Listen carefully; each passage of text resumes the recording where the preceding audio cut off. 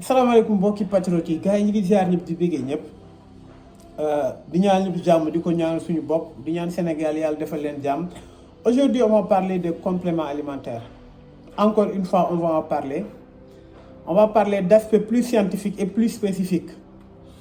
li tax ñu ciy waxtaan tey comme li ma leen waxoon rek j'ai beaucoup observé ñiy wax ñëpp ci affaire sport compléments alimentaires pendant presque 2 ans maa ngi xool mais dafa jot ñu xamal ñi nga xam ne ñooy sportif yi ñu xamal leen li am dëgg-dëgg qu'est-ce qui est vrai qu'est-ce qui est faux parce que man personnellement li may wax nii sama xàqulaay taalaa laay wax yàlla suñu borom rek laay jël seede ci li may wax pour préciser leen vente de compléments alimentaires ay produits loolu du suma liggéey mais jàng naa bu baax le sport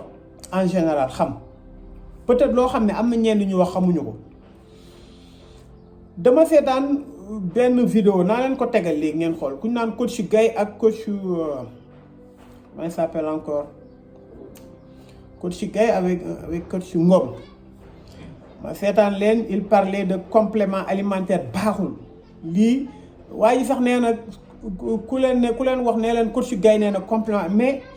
soo waxee benn affaire baaxul mais da ngay teg un aspect technique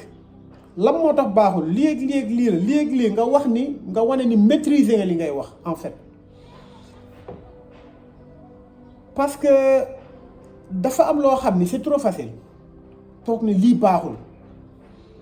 xam ngeen tey la moo tax ma bëgg a wax ci avant ma leen tegal vidéo dama leen expliquer d'abord créatine la ñuy waxtaan tey après dinaa leen wax dinañ waxtaan ci yeneen vidéo benn complément alimentaire bu ci nekk lan mooy avantage am lan mooy njariñam est-ce que c'est indispensable lan mooy inconvénient yi nan nga ko war a jël te du la indil benn problème lan moo tax mu war la indil problème et lan moo indi problème insuffisance rénale yi ñuy wax xam nga tey damay commencer d'abord bala ma wax ci créatine damay commencer ñoom li ñu wax parce que d'abord damay saluer képp koo xam ni coach la kuy def sport parce que man dama jàpp ni képp koo xam ni day def sport di ko defloo nit ñi rek tu mérites du respect parce que yombul parce que man li ma gëm mooy la santé dans le sport dans la santé les deux sont liés parce que am na feebar yu bëri yoo xam ne même insuffisance rénale yooyu ñuy wax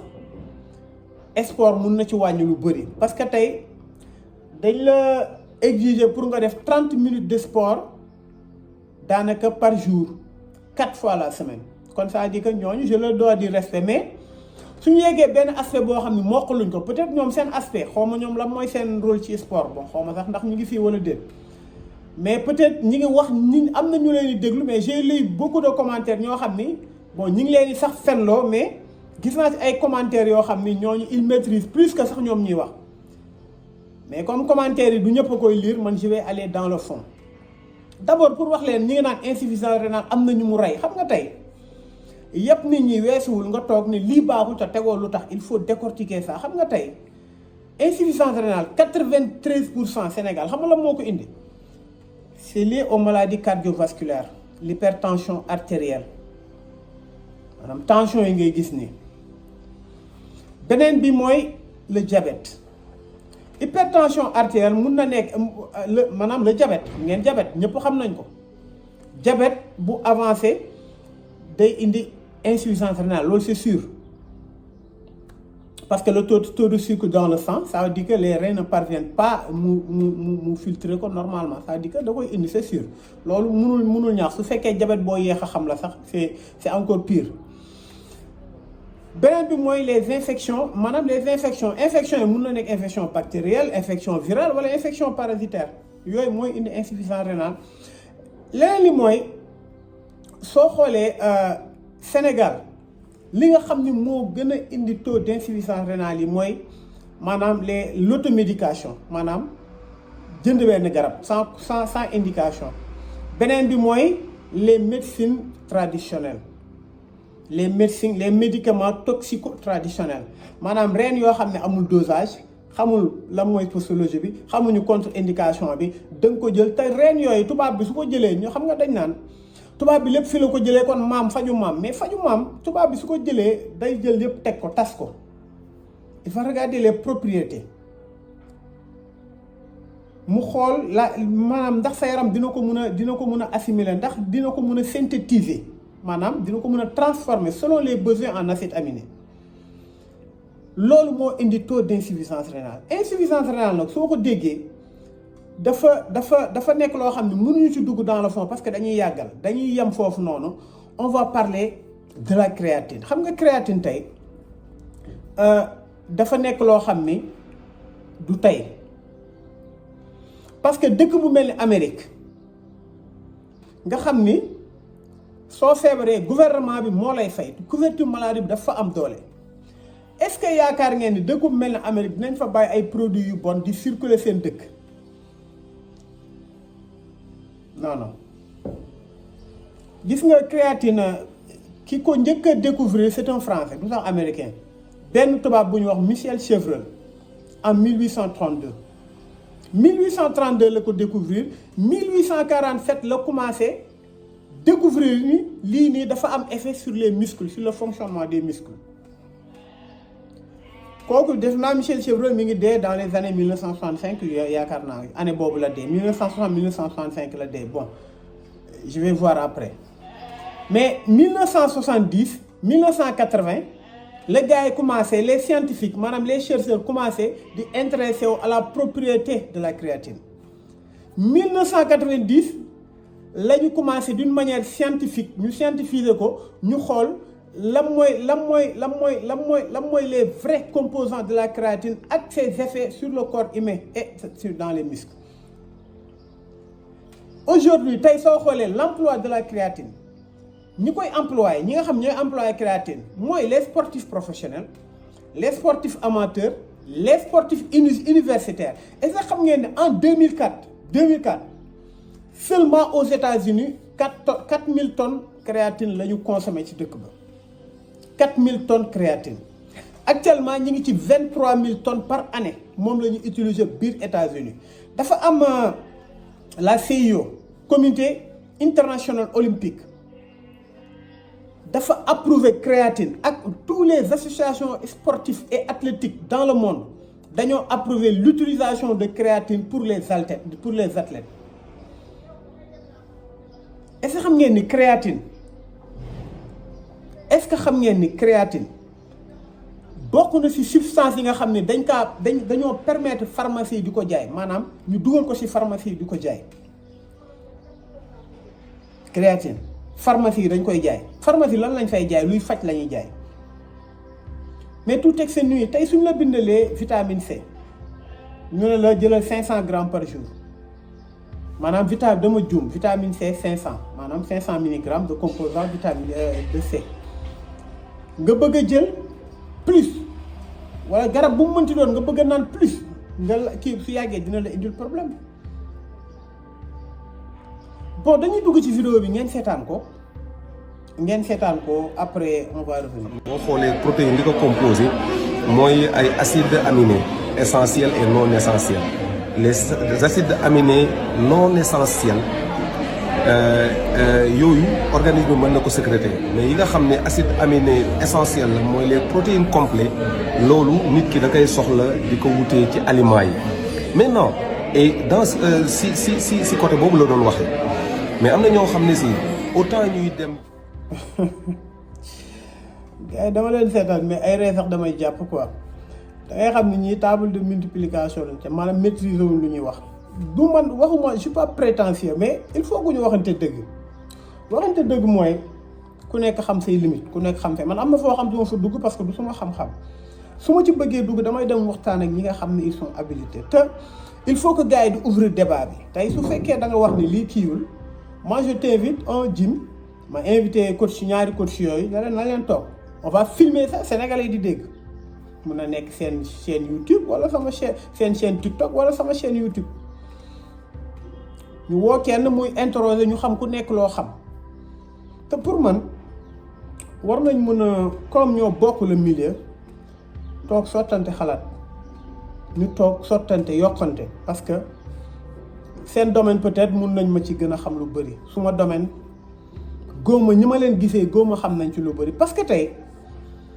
comme li may wax rek looy wax rek nañ ci teg lenn tey xam nga créatine nan laa ko mën a waxee sax c'est un dérivé d'acide aminé maanaam créatine dafa nekk loo xam ne l'organisme le synthétise automatiquement en 3 acides aminés xam ngeen luy acide aminé du moo jigéen mi ngi sama yeneen vidéo yi muy méthionine, l'arginine et la glycine gis nga ñett yooyu bu ci nekk rôle bi muy jouer ci yaramu nit mënul ñàkk sa yaram mun na ci produire à travers maanaam yi nga xam ne yaa ngi koy lekk maanaam ñam yi nga xam ne yaa ngi koy lekk mais c'est en quantité trop insuffisante su fekkee da nga bëgg ay effort physique yoo xam ne c'est intense parce que da ngeen war a xam ni musculation yëkkati ay weñ di def ay efforts yu metti loolu maanaam yaramu nit prévoir ko maanaam la cour normale des choses nit mun nga tàggat sa yaram mais des charges yooyu maanaam c'est pas sa cerveau soo gisee li tax sooy commencé yëkkati mënoo yëkkati 10 kilos yu baax parce que sa cerveau ak say muscles ñoom ñooy entrer en symbiose pour mun a acclimater avec loolu au fil du temps c'est-à-dire que pour nga def loolu sa yaram si loolu noonu day laaj ay nutriments yoo xam sa yaram que bu ñu naxante suñu lekk mun la ko jox même sa lekk même tubaab yi nga xam ne seen lekk ak américain yi nga xam ne seen lekk dafa riche ñoom munu maanaam dañuy compléter avec des avec des sources exogènes maanaam loolu la ñuy wax des sources exogènes dafa am ñaari sources dafa am source endogène maanaam yi nga xam ne yaa ngi koy sa yaram mi ngi koy produire à travers les aliments quotidiens am source exogène yi nga xam ne yaa ngi koy jël en complément alimentaire en poudre comme la créatine en poudre léegi ñett yooyu noonu su ma jëlee par exemple la méthionine dama leen expliquer la ñetti rôle yi nga xam ne maanaam créatine su fekkee dafa 3 acides aminés la synthétise en 3 acides aminés yi ma lay wax muy la méthionine d'abord li muy def ci yaram maanaam elle joue un rôle de préservation du foie te loolu mi ngi ci créatine maanaam day protéger sa foie elle permet la synthèse des protéines maanaam waxuma nga jël protéine mais kuy utiliser créatine li nga xam ne da nga koy lekk protéine bi ci nekk la méthionine nga xam ne benn bi gannaaw bi sa organisme synthétiser créatine bi nga jël mu tas ko en 3 méthionine l'arginine la glycine da koy jël de telle sorte que la méthionine day jël lekk yi nga lekk yëpp yàpp bi nga lekk jën bi nga lekk mu légume bi nga lekk protéine bi ci ne mu jël ko assimiler ko sa yaram maanaam la synthèse des protéines da pare la méthionine dafa am des maanaam des propriétés antioxydantes majeures antioxydant soo ko déggee mooy li nga xam lépp loo xam ne day lutter contre les radicaux libres mooy li nga xam ne mooy teel a màggetloo nit maanaam y a les vitamines E les vitamines C yooyu day lutter contre maanaam les radicaux libres te la méthionine dafa am des propriétés antioxydantes majeures moo tax créatine soo xoolee mais dafa soxla vitamine B12 pour mën a assimiler ak synthétiser maanaam soo xoolee créatine soo gisee ci ginnaaw tout le temps di nga gis ñu bind di tout le temps dina am composant vitamine B12 ak yeneen vitamine loolooy la méthionine benn la. Deuxième bi nga jël l'arginine il joue un rôle de guérison des blessures maanaam sa yaram maanaam blessure yu ci nekk maanaam les traumatismes l'arginine da koy compenser moo tax ñu naan la sooy jël créatine da lay musal ci les blessures inutiles maanaam les déchirures musculaires tout ça yooyu da koy day wàññi risque bi presque de 90% et la division cellulaire l'élimination des hormones des ammoniaques li nga xam ne toxique ci sa yaram l'arginine da koy dindi te mi ngi ci créatine ak day favoriser plusieurs hormones ñu maanaam seen assimilation maanaam dont l'hormone de croissance maanaam li nga xam ne moo lay yokk loolu l'arginine kese la nga jël beneen mooy la glycine pour man ci ñett yooyu yëpp moo ci ëpp solo dafa nekk acide aminé boo xam c'est non essentiel loolu la ñuy wax un acide aminé protéigène c'est-à-dire que la glycine day participer à différents processus métaboliques c'est-à-dire que la détoxification mooy li nga xam ne li nga xam ne c'est toxique yaa ngi koy utiliser sa yaram da koy génne la neuromédiation la constitution de l'hémoglobine l'hémoglobine xam ngeen mooy lan neuromédiation soo ko déggee mooy mun nga ko jël comme un neurotransmetteur neuromédiateur mooy c'est-à-dire que l'étude des fonctionnements du système nerveux centraux comme périphérique du cerveau loolu lay neuromédiation beneen bi day constituer maanaam la constitution de l'hémoglobine hémoglobine foo ko déggee mooy maanaam mooy fixer oxygène au niveau maanaam du système sanguin maanaam oxygène xam nga sa deret dafa soxla oxygénation maanaam le transport dans le transport sanguin maanaam hémoglobine pour loolu la. Imaginez la constitution de l'hémoglobine loolu glycine moo koy def te mi ngi ci créatine nga jël beneen soo xoolee maanaam la glycine hémoglobine su fekkee constitution c'est adéquat baax na sa taux de fer day yokku même couleur deret bi nga xam ne mi ngi rouge li koy joxe mooy c'est l'hémoglobine. c'est-à-dire que ñett yooyu mooy ñetti composants yi nga xam ne ginnaaw bi créatine bi synthétisé ba pare ñett yooyu mi ngi sa yaram te loolu c'est indispensable c'est-à-dire que li am solo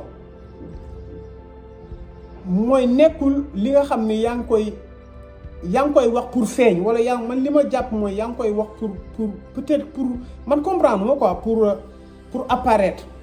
te amul lenn loo xam ne mën nga ko teg ci loxo nit ñi man nag j'ai eu la chance wax dëgg yàlla durant mes études sportives ma côtoyé ay scientifiques yoo xam ne divers pays différents bon ñoo xam ne ñëpp xam nañ leen j'ai même ay photos yoo xam ne ñoo xam ne dañ doon ñëw je faisais 3 mois avec eux on parlait que de sport et de sciences de nutrition loolu rek lañ doon wax peut-être naa leen tegal quelques photos vous allez regarder.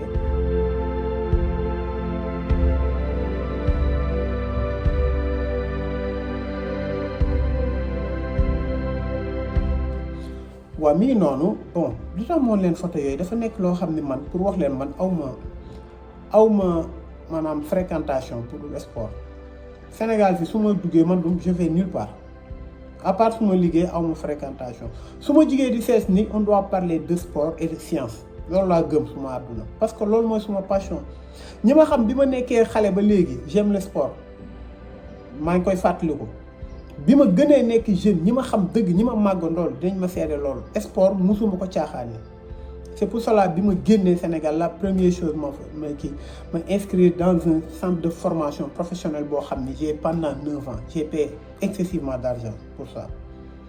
kon tey ñi nga gis noonu mandal ñeenti ñooñu ñoom ñooy lauréat meilleur élève chercheur en matière de sport et tout ce qui est associé à lui sport et sciences ñi ngi nekk école polytechnique fédérale de Suisse Damien Marc Cuben ak Jérémy ñu nekk ñoo xam ne def naa ak ñoom plusieurs vacances ñoo nekk ensemble pendant 3 mois ñaar ñi ki am moustache yooyu noonu c'est un professeur mi ngi nekk université John Hopkins la nekk United States def naa ak moom presque 1 mois mu nekk suma kër laa mu nekk koo xam ni c'est un renommé international ñëpp a ko xam Clément kon mbirum sport daf ma ci tenir à cœur kon ça veut dire que du ma wax di ko sànni du ma waxantu parce que aw ma jotu wax tamit aw ma intérêt di wax di démentir nit wala di wax kii lii baax na wala baaxul mais dama bëgg ñu waxtaan tuuti rek ci li nga xam ni moo am Sénégal ku nekk di wax lu la neex te tegu ko ci dara bon je vais entrer parenthèse woon rek damay entrer dans l'aspect technique et scientifique maanaam créatine maanaam fonctionnement créatine bon daanaka defe naa coach Gaye ak coach Ngom doo leen ko comprendre waaw parce que du ñëpp ko mën a comprendre li ñuy wax ni science xajul ci bopp golo loolu dëgg la c'est que du point de brièvement rek dama leen expliquer du point de vue structurel et métabolique de la cellule biir créatine dafa am benn molécule boo xam ne ñu ngi koy woowe ATP adénosine triphosphate moom la tudd boobu day permettre jox énergie cellules yi nga xam ne yëpp ñoom ñoo yor mouvement yi ngay def ñoom ñoo yor par exemple bouger yi ngay def maanaam faire des mouvements même sooy basket wala ngay def ay exercices d'atelier tout ça ATP boobu dafa am 3 molécules de phosphore. C'est en libérant un groupement de phosphore qu'elle se transforme en adénosine diphosphate. Adénosine diphosphate. Premier bi dafa nekk adénosine triphosphate bi adénosine diphosphate. En libérant du phosphore, elle génère de l'énergie, mooy énergie bi nga xam ne de courte durée, énergie bi nga xam ne mi ngi suñu yaram. Créatine nag fi muy intervenir dans ce métabolisme, puisque moom créatine su fekkee dafa lié ak phosphore, et dans la cellule musculaire il y a ce qu'on appelle la créatine kinase mooy permettre mu libérer le phosphore, mais et quand il libère de la créatine day permettre day associer lu ñuy wax ADP, adénosine diphosphate bi ma doon dox, pour reconstruire un ATP. Est-ce que yéen a ngi comprendre? C'est assez compliqué. léegi loolu mooy permettre nga augmenter la reconstruction de l'ATP, donc day permettre à la cellule d'avoir de l'énergie pendant une courte durée. Pour nga yokk loolu moo tax ngay jël supplémentation. Dafa am ñaari source, dafa am source maa ngi leen ko wax source endogène mooy suñuy lekk, am source exogène. Source endogène bi courte durée la, ay 30 secondes la. Source endogène bi nga xam ni mi ngi sa yaram ak lekk yi ngay lekk dafa tuuti tellement que su fekkee da nga def benn par exemple développé couché nga def pendant benn série loolu jeex na. léegi il faut nga utiliser maanaam une source exogène boo xam ni c'est à base de complémentation supplémentation boobu. C'est très simple. Bon mun nañ dugg ci loolu di ci xuus mais dafa compliqué tellement que vidéo bi am na ñoo xam sax duñ ko seetaan ndax du dañ naan lii ay chinois la. mais yéen ñi xamul da ngeen di wax li ngeen xam ni xam ngeen ko. Bon loolu laa amoon lu may wax exactement ci affaire créatine importance am dafa bëri bi ci gën a courant mooy bi ñëpp xam mooy il favorise la rétention d'eau au niveau des faisceaux musculaires. Rétention d'eau boobu su nekkee ci muscle moo tax sooy entraîner salle da ngay gonfler tu es dans sa congestion di gën a gaaw. Congestion boobu su gaawee ndox mi am kii day faciliter l'assimilation des protéines mi ngi mel ni nga jël ndox maa ngi leen ko doon expliquer nga jël ndox sotti ko ci suuf nga def ci poudre bi day topp ndox mi noonu la protéine mer ci biir créatine. waaye su fekkee protéine da nga ko sotti ci dër protéine bi fi mu nekk lay nekk du dem parce que amul benn maanaam hydratation boo xam ne mooy permettre mu am fu mu jaar non seulement dina dem parce que c'est avec les reins le foie affaire yooyu dina tas sa yaram mais assimilation ak créatine day gën a kon créatine lu baax la mais tout excès nuit. léegi nag problème bu mooy li ñu war a wax maanaam li ñu war a wax lu ëpp solo mooy du ay créatine baax na ay protéine baax na beneen yoon dinañ wax ci BCA prochaine vidéo dinañ wax ci BCA. créatine tey baax na wala baaxul loolu du débat loolu ku naan baaxul sax yow dañ naan yow wéru demal nga hôpital nga xoolaat li ñu war a wax mooy li baaxul beurre bi ngeen ñoom ñooñu di wax coach Ngom defe naa ak coach kii beurre bi ngeen di ndekkee baaxul moo gën a bon créatine moo gën a bon protéine bu mu mënti doon tomate bi ngeen di añee ceebu jën baaxul diw bu gën a bon ngeen di lekk jimbo bi ngeen lekkee baaxul meew bi ngeen di naan baaxul ndox bi ngeen di naan c'est calcarisé. Il faut discuter sur ça loolu mooy les vrais débats man j'ai une organisation boo xam ni nous sommes actuellement 28 membres 28 lépp lu ñuy waxtaan mooy lekk yi nga xam ne mi ngi dugg Sénégal ñu ngi koy saytu di ko xool te on utilise nos propres fonds ñu ngi koy xool lekk yi lan moo ci baax ak lu ci baaxul lii lan la ñu war a def xeex ba lekk yi di duggati beneen bi mooy lan la ñuy def ba favoriser lépp loo xam ne Sénégal lañ koy defaree est lié à notre génétique. sa génétique li nga xam ne moo saxee sa gàncax sa dëkk loolu mooy yow dëkk bi nga juddoo seen génétique yéen a ko nuroo loolu moo la mun a jariñ moo la mun a faj kon loolu ñun ñu ngi ciy liggéey bu baax foofu la débat bi nekk mais du wax ay franchement ay bêtises maay jéggalu kon gars yi maay ziar ñëpp di béggee ñëpp di ñaanal ñëpp jàmm di ko ñaanal sama bopp wa salaam